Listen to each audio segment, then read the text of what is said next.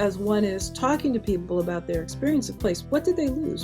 And the really important question to start with is, what did you have?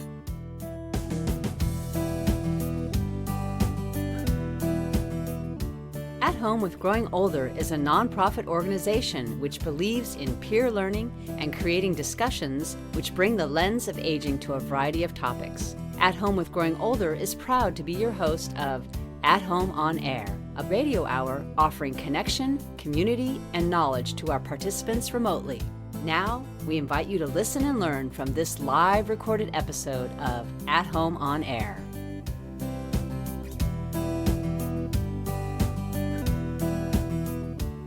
Welcome. Thank you for joining us. I'm Susie Stadler, an architect by profession and the executive director of At Home with Growing Older. I'm also the producer of this program, At Home on Air. For us, the meaning of being at home is twofold. First, it refers to how we can live and thrive in our home environments. And second, how we can come to feel at home with growing older in our wider communities and within ourselves. Dr. Mindy Fullilove is our guest in this episode. She's a social psychiatrist and activist who has dedicated her career to studying the impact of urban environments on the mental health of its citizens, such as the mental health impact of displacements that followed the urban renewal projects of the 1950s. Her work and activism bridges disciplines. She is probably the only, to my knowledge, social psychiatrist who is an honorary member of the American Institute of Architects. I first came across Dr. Fullilove's work when I did research for an article about the importance of joy and celebration to build community as an antidote to social isolation. One of Dr. Fullilove's great books, Urban Alchemy, what a wonderful title, was a revelation and inspiration for me. Dr. Fullilove, thank you so much for joining us. I'm so honored to talk to you. I would love to start this conversation with a quote from you that stuck with me. When we move in ways we are forbidden to do, we create new possibilities. That is how we rupture what we're stuck in. You named closing streets for parties and potlucks as one of the examples, but I feel the simple guerrilla tactics could refer to so many other actions that can bring us together and bridge divides. How does this insight relate to the psychology of place, the discipline you contributed in such a significant way? And are these guerrilla tactics also part of your own activism? Susie, thank you so much for the question. You mentioned that I'm a social psychiatrist. So, my perspective on this is different from people who are coming at it from psychology or anthropology or philosophy or sociology, because psychiatry is very, very grounded in mental illness. Social psychiatrists, we flip it a little bit because we're interested in how does the organization of society lead to mental illness or mental health. And so that's kind of the perspective that I'm bringing to it. I became so engaged with the psychology of place because I was working in central Harlem, which had suffered from decades of very vicious urban policy, which had decimated the neighborhood so that it had lost 30% of its housing between 1960 and 1990, and was in the midst, when I first started working there, of a series of epidemics, what we called mad plagues. So there was the AIDS epidemic and a crack epidemic and a violence epidemic and a mental illness related to violence epidemic and an asthma epidemic and an obesity epidemic. We were studying all these things in such a short period of time. To be studying epidemics and walking down the street where the buildings were gone was really stunning to me. Nothing in my training as a psychiatrist had helped me understand what might be the relationship between a decimated physical environment and such an intense series of epidemics. There's a paper that was published in 1990 by Drs. McCord and Freeman, which pointed out that the life expectancy of Black men in central Harlem at that time was less than the life expectancy of men in Bangladesh, which was at that point one of the poorest countries on earth. So how does devastation of a neighborhood relate to this massive loss of life? and terribly unstable living conditions. I didn't know the answer, and that's why I turned to people like Claire Marcus who were writing about the psychology of place. I was fascinated to think about their insights about the ways in which place is not take it or leave it, but a fundamental, in the terms of the psychoanalyst, a fundamental object of our attachment, of our affection, within which we are orienting ourselves to the world. So take the place that you're attached to, that you love, where your world is grounded, and destroy it. What happens to the person? And that led me to some decades of interviewing people who had had various experiences. One of the first things I did was just sort of start reading everything that had what I called a place story in the title. My alumni magazine had a story about a woman who got lost in the woods for 3 days. So I called her up, tell me about getting lost in the woods.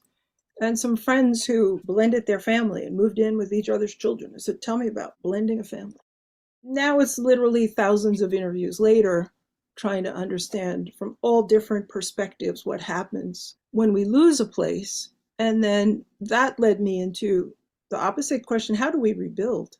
Which is what Urban Alchemy is about. All the visits I had with urbanists and architects, mainly in the US and France, but also Japan and other countries, just saying, what is it you do? From that, I tried to abstract what I called the elements of urban restoration. The thing that you're quoting, when we move in a way we're not allowed, we learn something new, really came out of my experience studying in France with the renowned architect urbanist Michel Cantal-Dupart. Big French guy, big white French guy, very tall, has great posture. And he would go marching into the mayor's office or anybody's office, and I would go trotting after him. This was an extraordinary experience because there were places that, as an American, I couldn't go. As a Black woman, I couldn't go. And so to just go into these places in his wake, like, how do you enter if you're a white man? It's a really cool experience. I mean, I project it, but for me, it was really cool. I was never allowed to go to those places, to talk to those people, to walk in that way. But walking with him, I did. So it was really cool, wonderful experience. So generalizing from that, when we change how we use the space, then everything changes. I'm sure you've heard the expression that's often given as advice to people who are depressed, move a muscle, change a thought. Walk in space a different way. Follow somebody that you never followed before. If you're a white man, follow some small woman. See what happens. Try to walk after her. See where you can go and where you can't and what it's like. I fundamentally believe that part of what we have to do is move in new ways, connect in new ways. Here we are in the aftermath of COVID, and we get to move in this new way. We're all at home, right? We get to visit each other's homes and offices. I love this. No two people have the same looking home. You're not in the same spot in any two people's houses. People complain about the little boxes, but I think it's fun. The other thing is that after COVID, people in New York, in this area, don't want to come back out. So when we give an event for students, they don't come. People don't want to go to concerts. They don't want to go to movies. How do you get people moving together? And yet people are also resentful of Zoom. I don't want to be on Zoom. Or they go on Zoom, but they don't turn on their cameras. So how do we invite people to turn on their cameras? All of these are issues of movement. How are we going to move together? I've been going on, and you didn't stop me. So thank you. I didn't stop you on purpose. Thank you. That was a great start to this conversation. I was just thinking when you talked about how interesting it is to get a glimpse into people's homes on Zoom, wouldn't it be great if we could also get a glimpse into their neighborhoods? Obviously that's not possible, but neighborhoods are so much part of our home. You talked about how neighborhoods were disrupted through urban renewal and other tactics. I'm wondering how we can work ourselves out of this situation where we don't connect anymore in our neighborhoods. It's probable that in the United States, we do connect in our neighborhoods, but we don't connect across neighborhoods.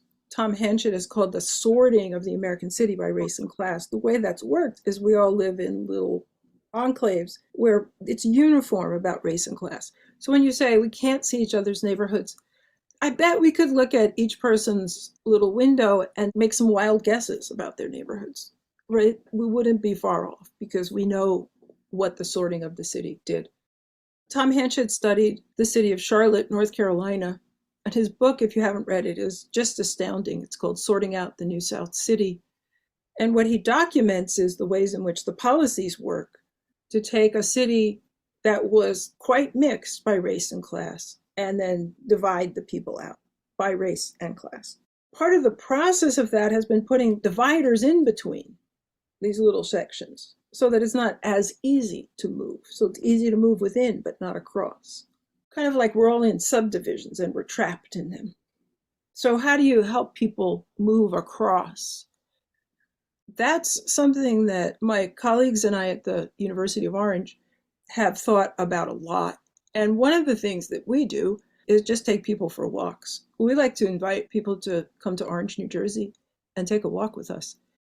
Orange, New Jersey has the great blessing of being a little city, 2.2 square miles.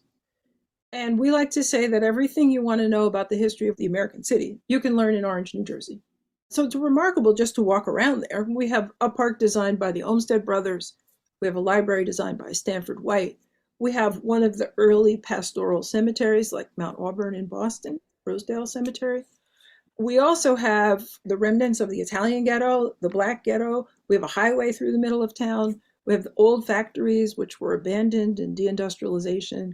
We have a wealthy subdivision, which was designed by the Olmsted brothers. All of these things that are going on in the American city, you can see them right there. When they put in housing projects that were segregated by race, we have those. We have markers of the old forms of segregation that you could only see if you knew that there was segregation. We don't have that segregation now, so you can't see them. And massive gentrification. Orange is a poor city that's in need of thousands of affordable housing units. But what are we getting? Thousands of market rate apartments because we're so-called transit oriented, and that's what we need. Walk around, see things, talk to people, eat some good food. It's that kind of vital experience of getting out of your usual and walking around with other people. I think that's how it starts, and you have to just get excited about it. What a great plan for action. Take people for a walk.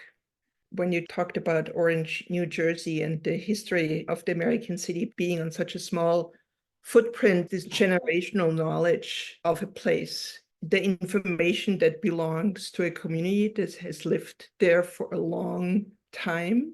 And when this information is disrupted or cut off because people are uprooted, you talk about this in your book, Root Shock. Is there a way that this can be restored? And what role do elders in a community play? Do they have a responsibility to tell the story of the place? In our day and age, upheaval is everywhere. Even the most stable places are not stable in the way they were. When I was studying urban renewal and came up with this idea of root shock, the ways in which losing one's home and neighborhood reverberate through a community, through one's life, through generations, I defined root shock as the loss of all or part of one's emotional ecosystem. By that definition, all of us have lost the climate that we knew, and therefore all of us have root shock. 8 billion people, think about that. 8 billion people have root shock. These kinds of things create feedback loops. So something happens, the weather changes, flowers are blooming at the wrong time, there's drought where there should be water, there's water where there should not be water. All of these things are going on. We're feeling them in our bodies and we're living with them. How do people react to instability, unpredictability, uncontrollability? They don't manage those things well. We don't like uncertainty. We like certainty. So they retreat, and they retreat in tribal ways. We're already sorted by race and class. So we retreat along lines of race and class. One can feel the weather is bad, but one can say there's nothing happening to the weather, it's the immigrants. A very logical statement under such conditions. The issue is that we're kind of in this Sisyphean dilemma where we keep breaking and we fix and we break and we fix, but we're breaking faster than we can fix. And some of the how to fix, we actually have no answers. So it's really a question of how does a group of people, how does anybody manage a Sisyphean space? Sometimes these monumental upheavals, we can't fix it, but we can start rebuilding in small ways in neighborhoods. The local communities actually become even more important than they were ever before. That's why it's also important to invest in the health of these local communities. You know, they say that you ought to plan that if there's a disaster, nobody will be there for 72 hours, which is kind of dire. But you should have 72 hours of stuff in your house, like water and food. And you should know your neighbors because they're the only people who can get to you in a disaster. So I live in New Jersey, which we think of as a very stable place, but we had an earthquake last week and a few houses fell off their foundations. It was 4.8, which is not the biggest, not what they had in Taiwan, but we're not prepared. If we had a 7.8, we would have been in big trouble. My point is not that we should have disaster preparedness. My point is that you should know your neighbors. We all should know our neighbors. I know my neighbors to nod to, but I don't know their names. I don't have their phone numbers. What if something happened? Who would come and save me in the first 72 hours? I'm not very well prepared. So building the neighborhood is important on many levels. But just as a process, if people are breaking up neighborhoods faster than we can fix them, really it gets ahead of us. And that's the problem that we face in the United States. Gentrification is causing a lot of turmoil in neighborhoods. In my neighborhood, housing prices went up 10% in the past year. My house, which is a small house, not a big house, what they call a starter home, the price has tripled since I bought it 15 years ago. That's outrageous. My children couldn't afford to buy a house in my neighborhood. Why does that make any sense? And that destabilizes things. So we talk about intergenerational knowledge, but what if your children can't live anywhere near you? So the real question becomes not, can we repair it? We can repair it. But what if the processes that are destabilizing us are moving faster than the processes of repair? That's the problem that we have to face as an emotional problem. Interestingly, I think that the sun becomes very important. You know, we had this eclipse, and so many people went to see it. And there was a diagram today of the traffic jams on the path of totality. Huge traffic jams all along the path of totality. All the people trying to get there. If you think about the sun, I don't think the sun is changing. The sun is like out there, it's doing its thing. You know, a solstice, an eclipse, an equinox, these things become compass points that become more and more and more meaningful as we're trying to say, what do we hang on to? What do we orient by? You know, you look for the North Star. What's the North Star in this? How are we going to find our way? For me as a psychiatrist, how do we calm people? How do we say, yeah, the situation's a little out of control. We can celebrate the solstice. That's sort of the challenge that I work with. It's not enough to say we can repair. Yeah, we can repair. But the people who break things can break things faster than we can repair them. So that changes the equation. Yes, and it was a really unexpected answer you gave with the sun, but it makes sense. The concentric circles of the home, the neighborhood, the city, the world, I mean, the universe. It seems interesting that from our perspective, which of course, from an astronomer's perspective, I'm sure is not correct, but from our perspective, the universe provides stability and keeps us rooted in our earthly existence. So that's really an interesting perspective. And I think many people felt it. You know, people were moved to tears when the eclipse occurred. Yes, yes. Going from the universe to the very personal experience, the experience many people have as they grow older, that when they get uprooted because they have to move out of their community for financial reasons, for caregiving reasons, etc., the same principles and the same issues come up in terms of mental health for people who are uprooted because of older age and the needs of older age. And I wonder if you have thought about this. There's no question a variety of this experience of root shock happens to people as they age, but varieties of it. If you're living in a neighborhood and your whole neighborhood is bulldozed and you lose all your neighbors and you don't know where they went, that's extreme. But if your neighborhood is fine, but you had to move, but you could go back to your neighborhood and see it, that's slightly different. So I think it's important as one is talking to people about their experience of place. What did they lose? And The really important question to start with is, what did you have? Yes. We always ask people in our workshops, what do you love about your home? It's sort of a related question. What do you have? I wonder if we can talk a little bit more about the power of the individual to improve places we hold in common.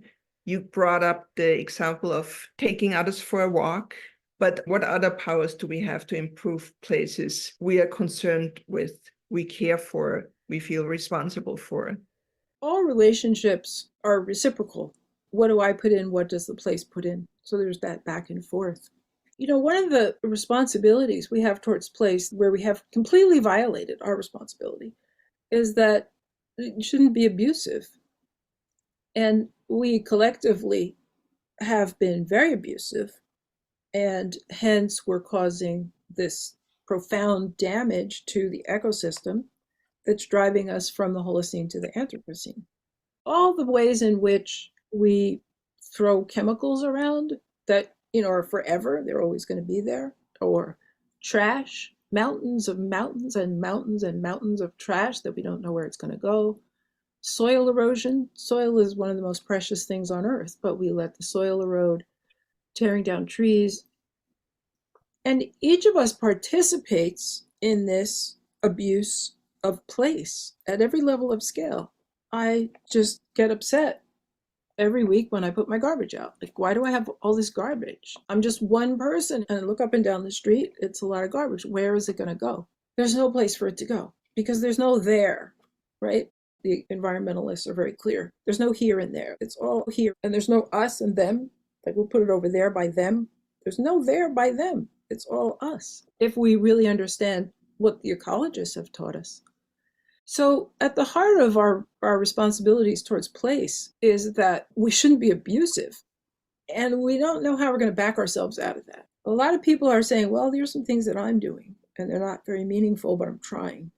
And I think that's good. It sets us on the right path. But we have to also be thinking, how is the collective of the 8 billion people going to start moving in a direction of a kind relationship where we are not being abusive towards place?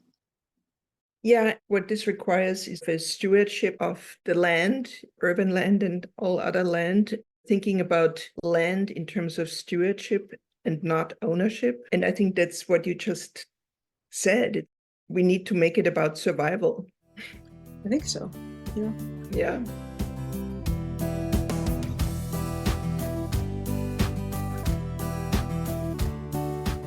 You are listening to At Home on Air. We are now switching to questions by participating audience members in this recorded live episode. If you want a chance to ask your question, visit us at athomewithgrowingolder.org and register for the next live episode.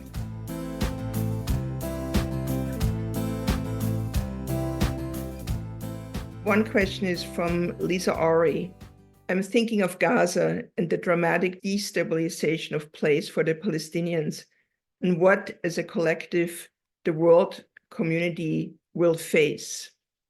I think that in posing this question, we have to think about some larger level of scale. We can't think about Palestine or Israel in a way. We have to think about the larger unit because, it's a war going on. And as soon as we say one side and not the other side, then it's in a way becomes taking part in the war. If we want to talk about the consequences, we have to look at the whole. When people go to war, they drop a lot of bombs, they kill a lot of people. What's happening to the whole thing? In my opinion, at this moment, Israel, Gaza, West Bank, and the DMZ are the flashpoints where the world systems of imperialism come head to head. Interestingly, Kim Jong-un, who's the head of North Korea, started doing nuclear tests right after October 7th. So he read the situation in a particular way. And one might also say Ukraine. Those three spots are the flashpoints of international powers coming into conflict and operating through other people. So they're almost proxy wars. What are they proxies for? They're proxies for control of land, control of resources, ordering people around. And so how do we understand that all of us are caught in this? Every single one of us. We have to, begin to ask deeper questions. As somebody who spent my youth just weeping over what was happening in Vietnam, the most useful thing that I learned at that time was to think about imperialism. What was America doing there? We had no business there. I think if people can begin to think that way, then we can really understand world politics, world power struggles.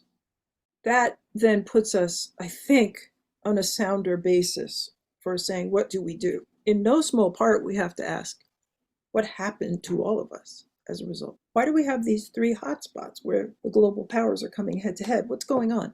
I'm not trying to say I know what's going on, but I'm trying to say, if you go to the DMZ, if you go to Gaza, if you go to Ukraine, or you read about those places, something is happening in the world order. And it's happening in the world order at the same time this ecological collapse is threatening all of us. Those are huge questions. And therefore, I think we need to study a lot. Rachel Friedman asks, can you talk about mental health and what you think communities can do to create environments where people are healthier from a mental health standpoint?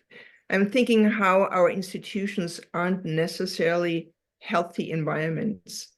Also thinking about the gravity of unhoused people. So there are several things in this question. Yeah. It's sort of like one of those questions where we're all swimming in this sea of instability. It's quite a lot of instability right now in our world. I personally think 8 billion people are a little bit unhinged right now, including myself. Just a little bit unhinged. We're more irritable, we're anxious, we're uncertain. And certainly rates of anxiety and depression are going up and up and up. So you can't get your child in to see a child psychiatrist right now because they're overwhelmed. It's falling especially hard on the kids because they don't necessarily see a future. This goes back to the question I was saying earlier. If the world is unstable, where do you find serenity? That's an important question.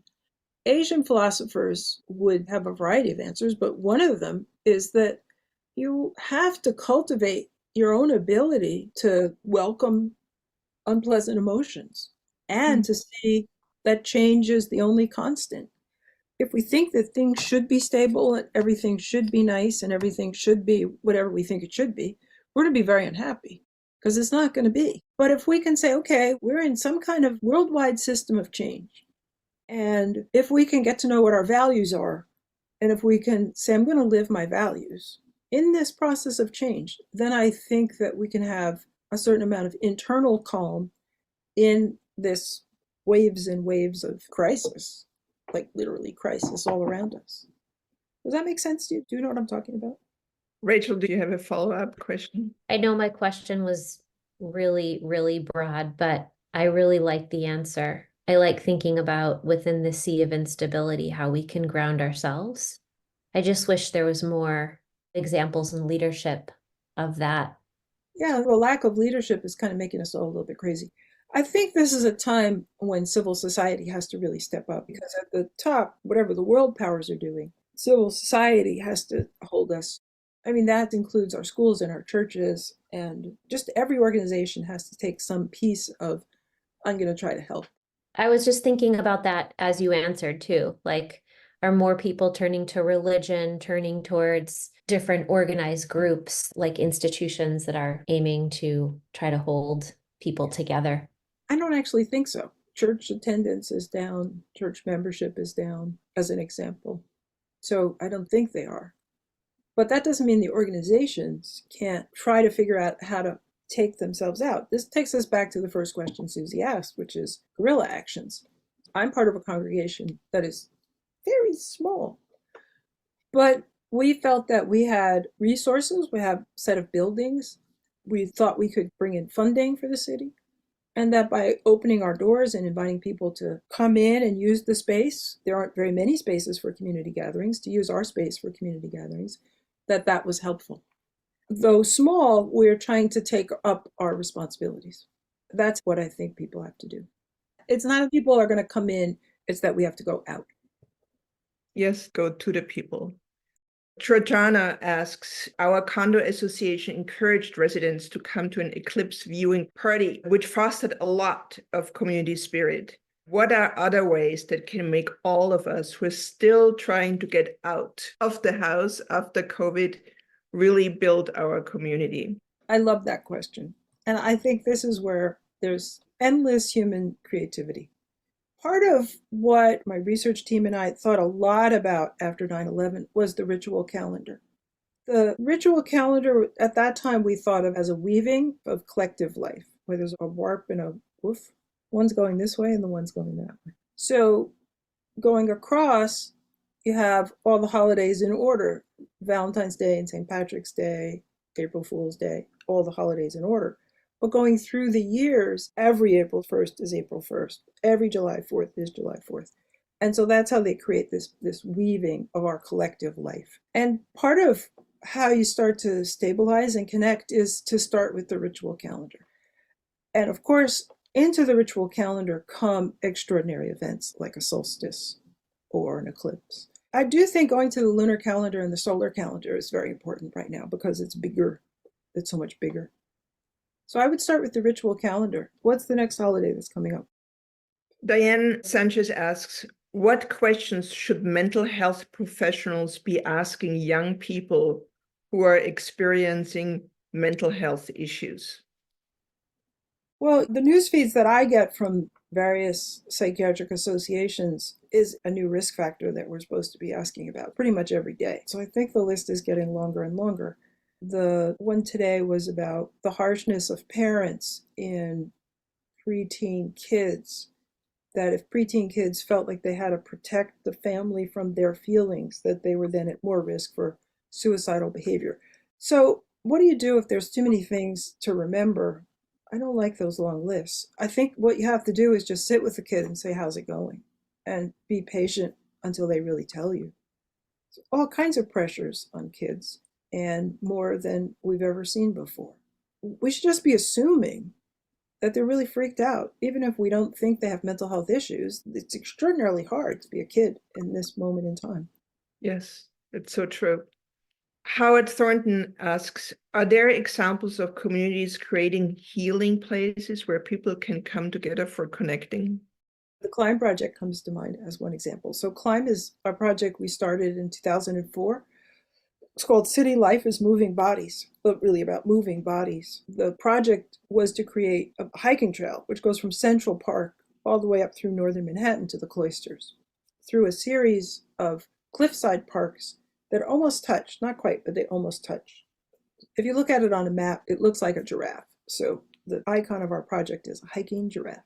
It's been extraordinary because it goes through different communities. Starting at the top of Central Park, you go through Morningside Heights, Harlem Heights, into Washington Heights, into Inwood. So it's going through several different communities. People hike and then they come together for a party, and it builds community. And this June, the 20th anniversary, isn't that amazing? June 1st. So it's something we've been doing for 20 years. And part of doing that very small project, I mean, small in the sense of we never had a lot of money or a lot of people, but because we lifted up the parks and took people to the parks, got a lot of investment. So the parks are now very, very different from when we started. So it really has built not only community, but reintegrated the parks into the system of the city. It didn't take a lot of money. It just was this strange idea, this hiking giraffe. Well, in a way, that's how we started the conversation today, in terms of it was like one of the guerrilla tactics you used, which then grew into something more stable and sustainable. Using something in a different way helps you discover a new aspect of a place. That's very cool. Congratulations. Kathy asks, I live in a small town surrounded by rural areas. There are many, many older people who are living very isolated. They want to stay in their homes, which may need lots of work. How can we help them to not feel isolated? Yeah, it's a profound question. Because I'm a researcher, what I do with a question like that is what we call situation analysis. Because you're describing a situation, and a situation is a complex interpersonal episode that we try to understand in its embedding context.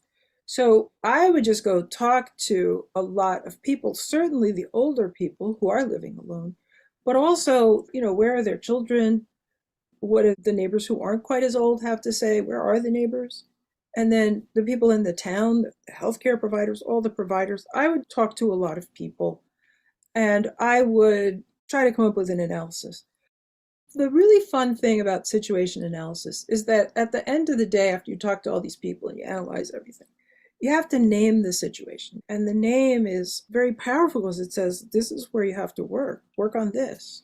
We've done tons of these. And you get to that point where you're sort of scratching your head and say, here's all this information, here's all these things. It's difficult, they're isolated, they can't drive anymore, or they can drive, but it's far and they don't have money for gas, all these things. What's the solution? When you name it, then it opens the way to something that can work. And that's what's so exciting. So that's what I would do. I don't have an answer to that question, but I know there is an answer to that question that people would like to get behind. So it's about asking questions and listening. That's what I would do. And then I think when we name a situation, it's always a name that was very emotional to us. It's often a quote, but it tries to capture the emotion of the way in which the situation is organized. I'm just curious, does any example from your work come to mind? A name? We did a study of fatal school shootings at a high school in a New York City community called East New York. At one of the funerals for one of the victims, Reverend Johnny Youngblood was listening to Mayor David Dinkins give a eulogy. And Mayor Dinkins said, we can feel great because we know that Ian is in heaven now. Or we don't have to feel bad because Ian is in heaven. Ian Moore was the young man who was killed. And Reverend Johnny Youngblood was shocked by that. And he got up and he said, I was shocked when the mayor said that because it made me think, what did Ian tell God about how we're taking care of his children? And that was kind of stunning. Like, we always say that platitude, well, he's in heaven now, so we don't have to feel. So it was like he was shocked, he was horrified, he was upset by that. That really shocked me when Reverend Youngblood told me this story. Yet, all of what people told us about what had happened in the community was that the children were trying to make it on their own without real solid help from any of the adults. And so what Reverend Youngblood was expressing was the real complaint that the children could take to God. So we called our paper, What Did Ian Tell God? Thank you for sharing this. You are also transitioning into a different phase in your professional life. You're retiring soon, and you're starting a very personal project. I called the project Being at Home with Growing Older. You decided to embark on a 1-year project to uncover the mysteries of 6 generations in your own home, in the home you're living in. And I wonder if you can talk some about this process and why you're doing this. Because there's so much stuff in my house that, you get to that point where you might like to downsize, but I can't. My granddaughter actually forbid me. She said, Grandma, you can't move until you get rid of all the stuff. So I'm under this obligation to get rid of the stuff so I could move. I couldn't fit it. And plus apartments are so expensive, right? Like I have too much stuff to fit in an apartment, but it's not all my stuff. It's my grandparents, my parents, myself, my children, my grandchildren, and my great-grandchild. So that's 6 generations of stuff, not all mine. What am I to do with it? So I'm doing a project which has the title, A Year in the Closet, the Attic, and the Basement. And we'll see what comes of it. It's a pretty exciting project. Are you going to document this in any way with a journal, with photographs, with lists, with asking questions from your family members, what they want to keep or what the use of a certain items is or how it serves you? What is the process you think you will follow? Or what are your ideas about this? I'm a researcher. It's like obsessional. I document everything. I have a lot of notebooks and I always write things in notebooks. I also believe in taking a lot of photos. So for sure, I'll be doing those 2 things. And I always talk to people because they know things. But in a way, the nice thing about this kind of process project is that it's very emergent. I don't actually know what all the stuff is in my house. And therefore, there will surely be things I encounter that are surprising that I didn't know I had. It was going to be funny. So there you have it. I'll have to stop and think about it, talk to people, figure out what to do. So it will be quite emergent. Yes, thank you for sharing this. This is a great way to think about maybe what sometimes people very banal call reorganizing a home or even decluttering or curating. I mean, this is all of the above, but takes a very different approach to it. One is affirming and sort of serving you and the house you live in. It's not simply decluttering. No, it's not. It's sort of the precious objects of 6 generations. Yes, exactly. Dr. Fullilove, maybe we can connect with you after your 1-year project in the attic. And where else? The basement. The basement. How could I forget the basement? You're very How lucky. could you forget the basement? You have all 3 of those. Thank you so much, Dr. Fullilove, for this conversation today. So many different ideas, so many different insights, so many different actions we walk away with, action plans, inspirations. It was a great conversation, such a pleasure to talk to you. And I just want to remind everybody that we have another episode of At Home on Air coming up on May 9.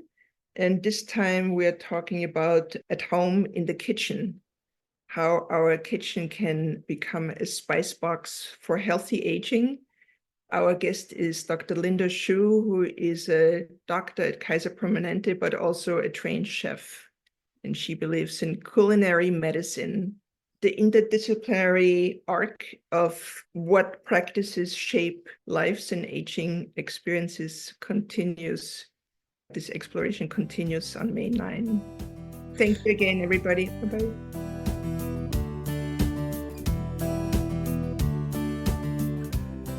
This episode of At Home on Air was produced by the At Home with Growing Older team. We could not host these conversations without the generosity of our marvelous and passionate guests and hosts. Thank you for sharing your personal and professional insights. Thank you to our live audience for your thoughtful contributions. To subscribe to this podcast and for more information, visit us at athomewithgrowingolder.org. Thank you to our sponsors, Rhoda Goldman Plaza, the jewel of San Francisco's assisted living and memory care communities, and the Walnut Foundation, a San Francisco family foundation. At Home with Growing Older strives to educate, inspire, and connect people across generations and disciplines to re-envision and improve the experiences of later life. Don't forget to subscribe and tune in for the next episode.